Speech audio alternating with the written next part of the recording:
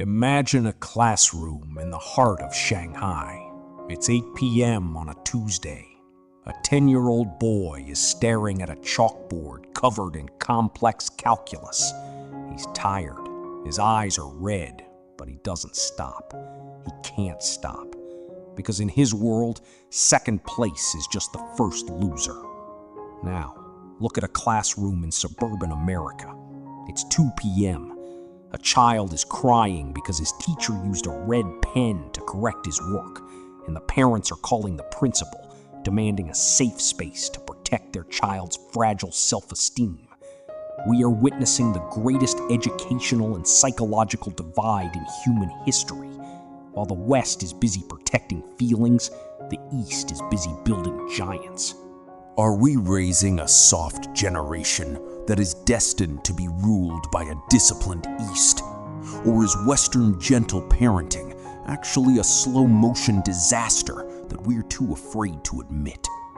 For decades, the Western world has been obsessed with one word: self-esteem. In the late 80s and 90s, a theory took over our schools. The idea that if kids feel good about themselves, they'll naturally succeed. So we started a revolution of comfort. We invented participation trophies. We rewarded kids for just showing up.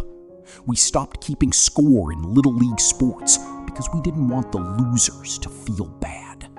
But here is the cold, hard truth that nobody in a parent-teacher meeting wants to tell you. The real world doesn't have participation trophies. The global market doesn't care about your effort or your intentions if you don't produce results. By shielding our children from the pain of losing, we've robbed them of the hunger to win. We aren't building confidence, we're building a delusion. We are teaching them that the world owes them a reward just for existing. Compare this to the Tiger Mom philosophy that dominates the East. In countries like China and Singapore, excellence isn't an option, it's a survival mechanism. There is no such thing as "I'm not a math person" in Beijing. There is only "you didn't practice enough." Western parents have become like helicopters hovering over their kids to remove every pebble, every obstacle, and every inconvenience in their path. Chinese parents, however, act as the obstacle. They push, they demand, and they drill until the child achieves mastery. Why? Because they know that true, unshakable self-esteem doesn't come from a cheap plastic trophy or a hollow hug from a teacher. It comes from the quiet, inner knowledge that you are capable of doing something incredibly difficult and succeeding at it. Look at the data, and the picture gets even darker for the West. In the latest international PISA rankings, Western superpowers are plummeting in math, science, and literacy. Meanwhile, East Asian nations are consistently dominating the top 5 spots. We are raising a generation of poets, influencers, and gamers. They are raising a generation of engineers, AI specialists, and innovators. We teach our children to follow their passion, even if that passion leads to a dead-end street. They teach their children to build a foundation of skill, so they have the power and the money to choose their future later. We are choosing short-term comfort for our kids today, but we are gifting them a long-term nightmare of incompetence. But the crisis goes deeper than just grades. It's about grit. In the West, if a child finds a task too hard, we tell them it's okay to quit. Your mental health comes first. While mental health is vital, we have started using it as an excuse for laziness.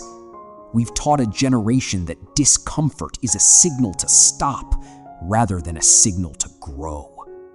And then there's the digital elephant in the room. While Western kids are scrolling through TikTok for 7 hours a day, consuming brain-numbing content that destroys their attention spans, the Chinese version of TikTok, Douyin, is vastly different for their youth. It promotes science experiments, historical facts, and educational achievements. They are using technology to sharpen their youth, while we are using it to sedate ours. We are literally watching our children's cognitive abilities melt away in exchange for a dopamine hit, while the East is playing the long game. Now, many will argue that the Chinese model is cruel or robotic. They point to the immense stress and the lack of traditional childhood freedom. And yes, there is a dark side to extreme pressure. But look at the Western alternative. We have record-breaking rates of anxiety, depression, and aimlessness among our youth. Our kids have all the freedom in the world, yet they have no idea what to do with it. They are free, but they are fragile. They are happy, but they are hollow. Discipline isn't child abuse, it is a framework. It provides a child with a sense of purpose, a boundary to lean against, and the grit to survive when life gets hard. And believe me, the global economy is getting harder by the second. The soft generation crisis is real, and it's happening in our living rooms right now. We are preparing the path for the child, instead of preparing the child for the path. We have traded resilience for comfort, and character for convenience. But the global market doesn't have a safe space for someone who can't handle a deadline or a critique. If we don't stop coddling our children, if we don't bring back the high standards of discipline and the relentless pursuit of excellence, we aren't just losing the education race. We are losing the future of Western civilization. If this video made you uncomfortable, good. Growth never happens in a comfort zone. If you're a parent who is tired of the soft culture, or if you're a student who wants to break out of the fragile cycle, I want to hear from you. Are we being too soft, or is the Eastern way a step too far? Is there a middle ground, or is it time to pick a side? Drop a comment below. I read every single one, and the debate in the comments is where the real learning happens. If you think this wake-up call is necessary, hit that like button and share this video with a parent who needs to hear the truth.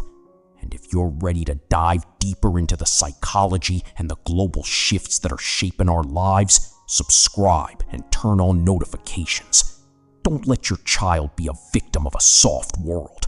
Prepare them, build them, toughen them up. Because right now, the East isn't just winning the economy, they're winning the nursery. Stay disciplined, stay sharp. I'll see you in the next one.